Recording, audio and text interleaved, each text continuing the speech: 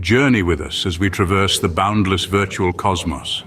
Gliding past constellations of data, we come upon an enigmatic portal, a gateway to knowledge that transcends the ordinary. Hand materializes, poised, ready to take that leap into the unknown. Can you hear it? The echo of a knock reverberating through the digital ether, a pause, anticipation hanging heavy in the void, then a creak as the door swings open, revealing a realm teeming with stories waiting to be told. Welcome to our YouTube universe where curiosity fuels exploration and every click is a step towards enlightenment. Each moment, each frame, a treasure trove of wisdom. Journey with us as we open doors to a world of infinite possibilities. Every knock a new beginning, every open door a new adventure. This is our universe, inviting, engaging, forever evolving. Welcome to Grace's YouTube world. Scene 2, Trillionaire Karma. Lifestyle, a glimpse into affluence. With a soft hum, the door to our universe swings open, revealing a world bathed in opulence. Welcome to the Trillionaire Karma lifestyle.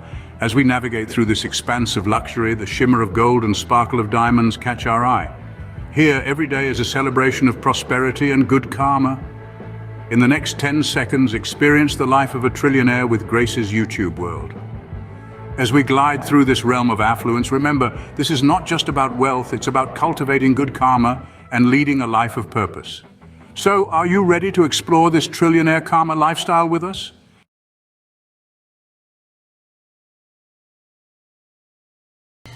What does the spinning wheel say we're gonna do today?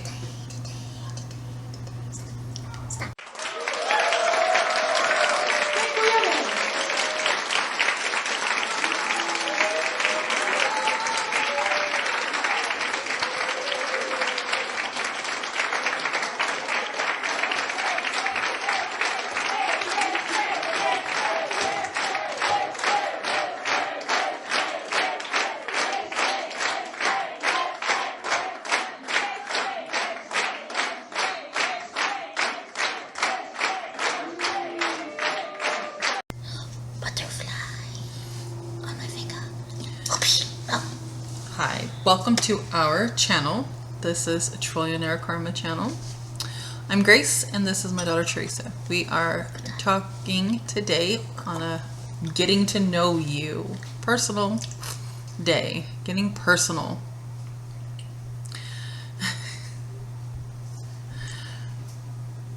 What the potato was again? We're going to call this a getting personal day. That is the topic of our video. What question do you want to talk about to get what topic would you like to talk about on getting personal today? What's your most bravest moment? Most bravest moment? Yes. Okay.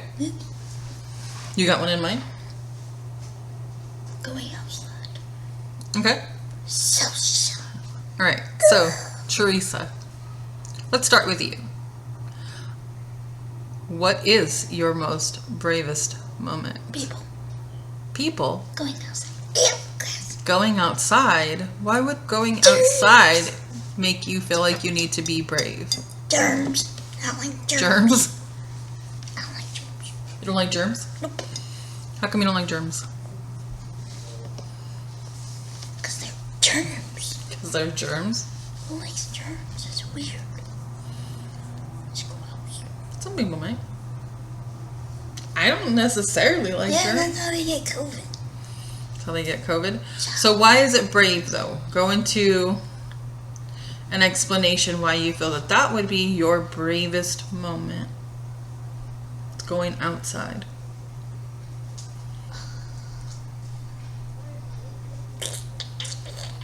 It's the germs, I said. But what makes it brave?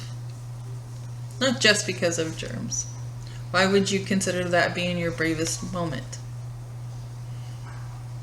Because I can get sick easy. Because you can get sick easy? So would you say that this is before COVID or after COVID? Before. Before COVID, you've had a fear of going outside?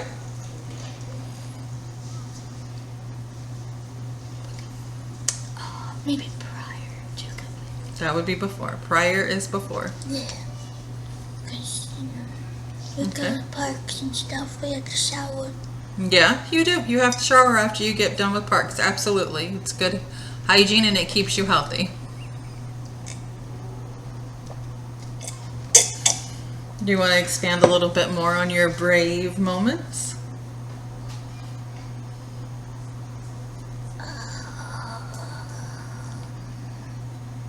I don't know. You don't know? Hmm. Okay. There is a leaf on my cup.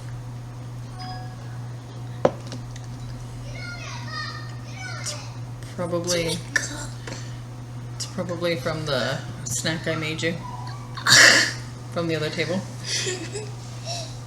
It's probably where it's from. Maybe. COVID. Just because of COVID? Now it's because of COVID? Yeah, germs. Yeah. Yeah. I like germs. Germs. Germs are yucky. Yeah. Germs are bad. Germs are like that type of drink you don't drink that like everybody hates. Germs is like that one little thing. Yeah. Do you do a lot of washing your hands? Does mom help you to remember that you need to wash your hands a lot? And you have a lot of hand sanitizer? So, Yeah. bunch. You want to show your hand sanitizer? You got a bunch of hand sanitizer? So, That's just the one you carry with you, huh?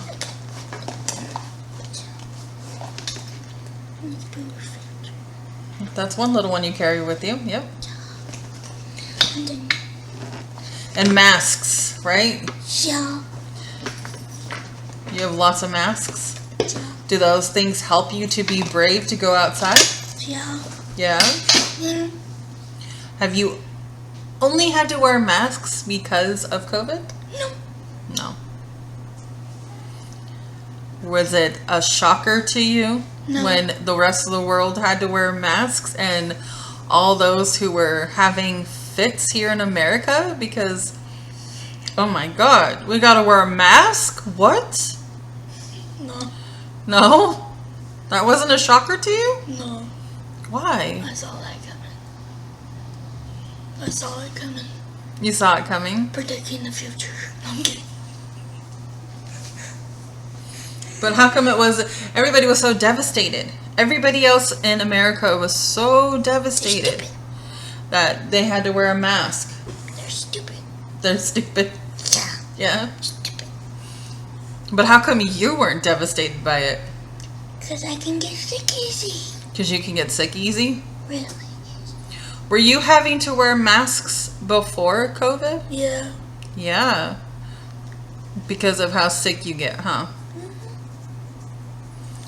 My daughter has a compromised immune system. She has a couple other underlying health factors, but one of them is definitely a compromised immune system, which is why she gets sick pretty easy. And she has had to wear masks her whole life. Now we live in an area where it's a lot warmer, and we would think that we wouldn't have to be on such high alert when it comes to her wearing a mask, but now that COVID has made its grand entrance and is now a part of the world internationally, we still continue to wear masks to keep her protected. But prior to that, she only had to wear masks during super, super colder months, which was anywhere between the 8 to 9 months out of the year because of how cold it was. And she is very prone to respiratory infections. And so this girl is a soul survivor. No joke. She has survived pneumonia 10 times over in her life, and she has had RSV twice. And every breath this girl takes is not to be taken for granted, huh? It's not to be taken for granted. Do you understand what that means? Yeah, he was like, It's not to be taken for granted. It wasn't true. Was I stammering? We'll have to edit that part out. Edit that part out. It is not to be taken for granted. There, a little bit more flowy. Yeah.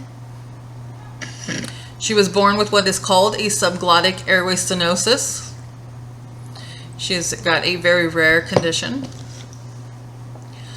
And she gets her airway worked on several times throughout the year to keep it open. For quality of life reasons, I chose when she was born to not do a trach repair. We do everything internally. So she goes in several times a year to get it worked on and to keep it open. Her body basically naturally suffocates itself. So as our videos go on, you will hear frequent fluctuations within her voice and the quality of her voice. This is a full-on anatomy structure. It is not just necessarily the opening itself. The entire anatomy, including the voice box area, the voice vocal cords, it is all very small.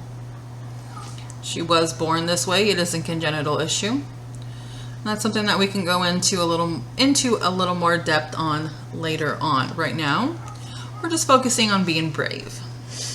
Additionally, this is getting her social skills up. She is autistic and she also has intellectual disorders. Developmental disorders, correct. It is called intellectual development disorders. She's got a lot of personality. She's very bright, as you can see. So your bravest moments are going outside, and that is very real for her. Potato.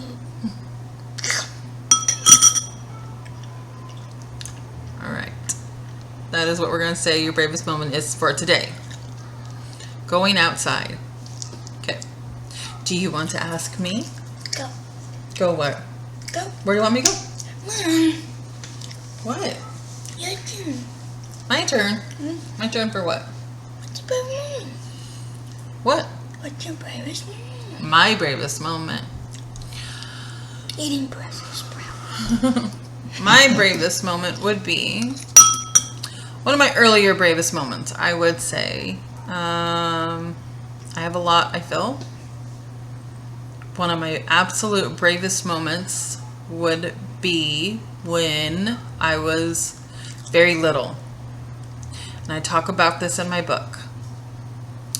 I was in foster care. I was probably about 5. This was the first time that I got taken away. I was in a foster home in Windsor. On the outskirts of Windsor, it was like Windsor, Johnstown, maybe closer to Johnstown. This is in Colorado. We were very little. The family's name was Thrashers. What was their last name? I don't remember their first names or any of the kids, but Was it the family we had dinner with? no. They were, I'm not sure if it was oil or gas, but it was in the big tanks. So they were, you know, those big brown silos, Yeah. and it wasn't feed. I know feed. I know what feeds silos are. This is the silo that contains either the oil or the gas. It was explosive, bottom line.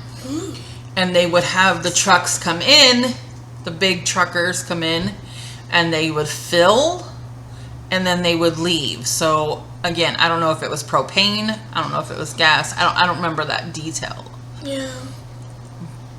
But what I do remember is one of the days we had fill day come through, and one of the tankers blew.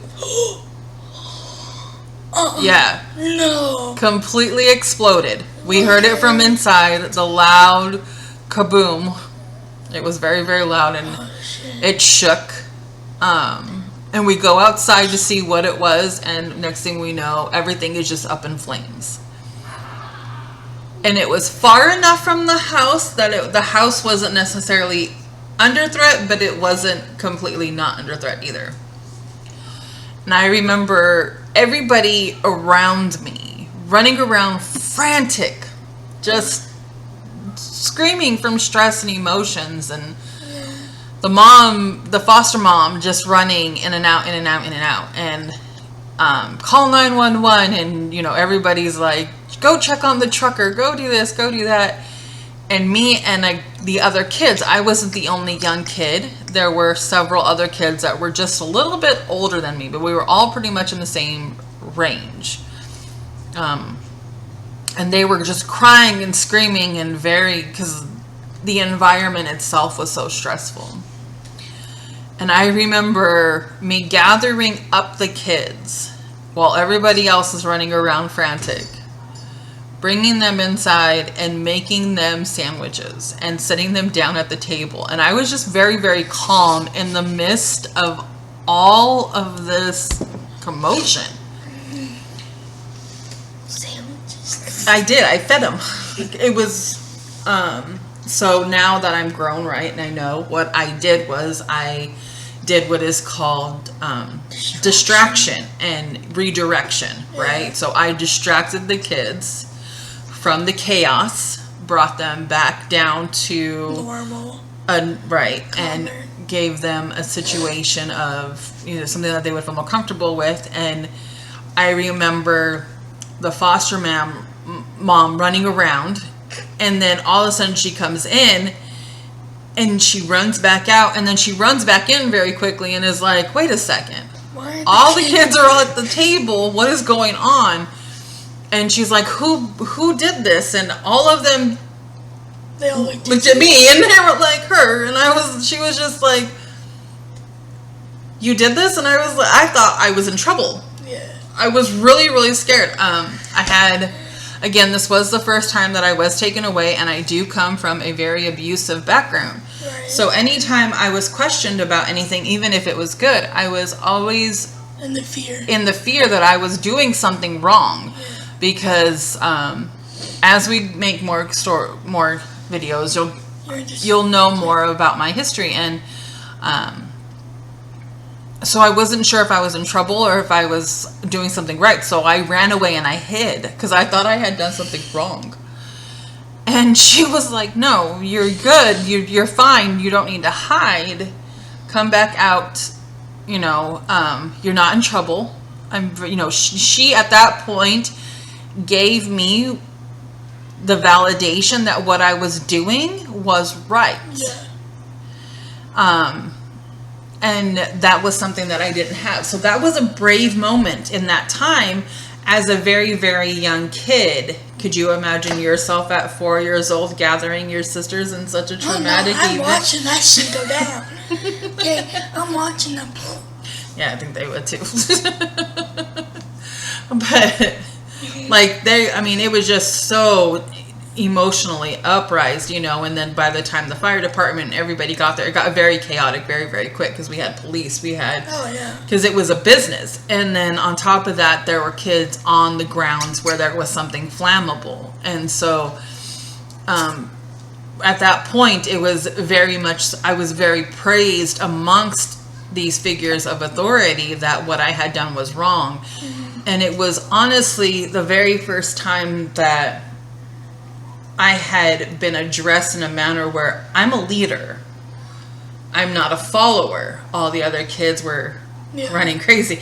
And I remember them asking me, why are you so calm? Why aren't you so frantic about it? They were very concerned on that level of, why isn't she so concerned? And it was because I had already been through so much in my life at that age. Oh, yeah.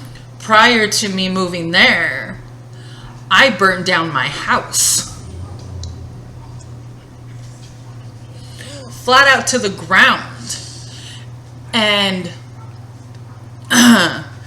the story behind that is later. Itself, you want to do that one later? Okay, later. That's fine. That's too much. But I had to literally walk through a burning building. You did like an orphan kind of thing? I didn't do it intentionally, no. It wasn't an intentional burn. It was accidental. Like accidental. I know she did it on purpose to like get rid of the evidence, right? But like the way she walks out of it. I had to walk through the burning building. What? That's creepy. I did, because I knew that that time I did something wrong, and I knew that I was going to be in trouble, and so I tried to cover myself by going to bed, and my bedroom was all the way in the back of the house. All the rooms were at the back of the house. Where I started the fire was in the living room, so it was all in the front of the house at the main entrance of it. Yeah. And I was like, I think I just better go lay down, thinking that nothing bad is going to happen. I was little. I was very little.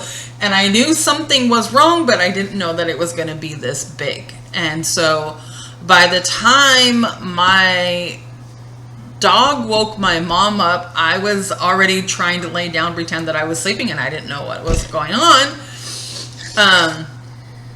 The whole hallway had already been engulfed in fire. So we had to, we only had one door to exit out of. The and front so door? that was the front door. My mom didn't use the windows. Why not? That would have been easy. That would have been a question for her to ask, not for me to answer. I don't That have an would have been answer. really easy. I don't have an Just- answer for that. Yeah, she didn't use the windows in the room. She woke me up and we went through the hallway. And so, literally, I walked through a burning building. Fire on both sides. Like a movie. Smoke. Like, yeah. Like, and it was very, very real. Remember when I recently, a few years back, about 2021, I went to a Marshall Silver's Turning Point. Oh. And we did fire where we had to eat fire. And it was one of those barriers where you don't really think that you have an issue, and then I had to really pull myself through and be able to do it. And I did it with ease. There were a few little hiccups, but overall, it was with ease. I wasn't afraid of the fire. It wasn't a barrier of being scared. It was just, it brought me back to that moment of the fire being this close to my face. She forgot to close her lips. Close your lips. Oh, yeah.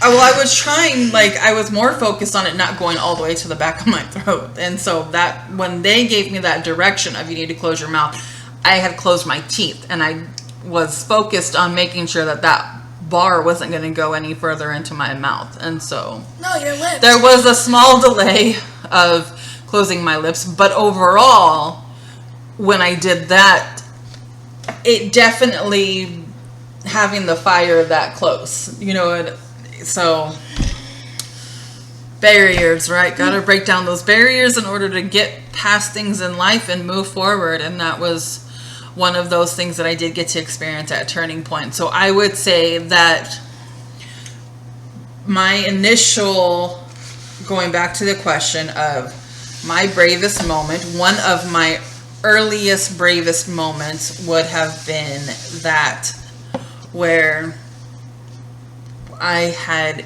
corralled kids in a chaotic moment where adults weren't even able to gather themselves and be able to settle Why are the other so kids quiet? down. What Yeah. is going on?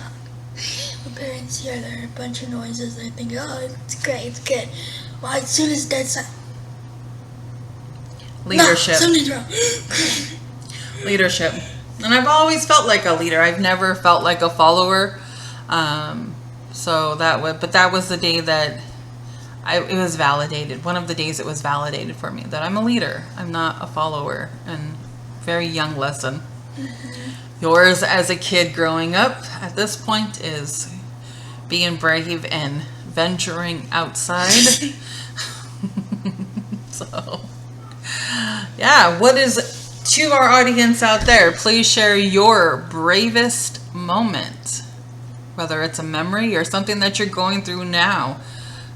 Please, we'd like to be able to connect with you on your bravest moment, right? That's what it is, the bravest moment.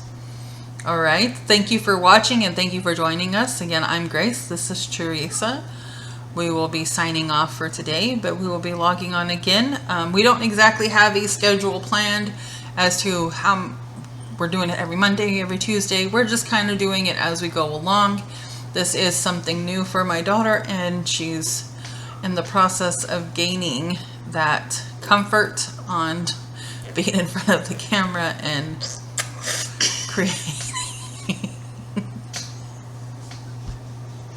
creating. Stop, cut that out. Oh no, you guys all saw that, right? Yeah, see, we're gonna be real. We're gonna be very, very real. And so everybody just saw her drool. Yep. That's a brave moment there. All right. Oh my God. Thank you. Subscribe, like, and share.